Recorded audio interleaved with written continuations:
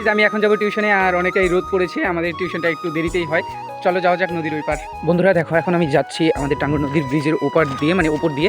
সে যাই হোক, আর আকাশের অবস্থাটা দেখো, মানে একবারে মেঘলা মেঘলা, আর কন্ডিশনটা খুব একটা ভালো না, কখন বৃষ্টি আসবে। গাইজ এখন আমি যাচ্ছি আদিবাসী গ্রামের ভিতর দিয়ে।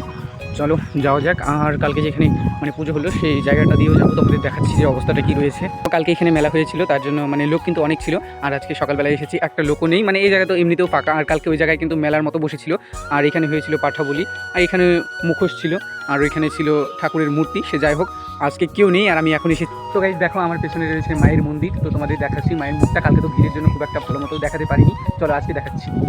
তো এইখানে মায়ের মন্দির, ওইখানে রয়েছে আর একটা অন্য ঠাকুর, সেটা আমি নাম জানি না। এখানে রয়েছে বুড়িমা, দেখতে কিন্তু খুবই সুন্দর লাগছে। আর কালকে এখানে পুজো হয়েছিল, আজকে এই গেটটা তালা মেরে দেওয়া হয়েছে। দেখো খুবই সুন্দর লাগছে দেখতে মাকে। আর ওই সাইডে একটা ঠাকুর রয়েছে, ওটাকেও কিন্তু দেখতে খুবই সুন্দর লাগছে, লাইন যাচ্ছে আসছে ছিল। আর মা কিন্তু মাটির ঘরে থাকতেই বেশি পছন্দ করে, তার জন্য এখানে কিন্তু মাটির মন্দিরই করা হয়েছে।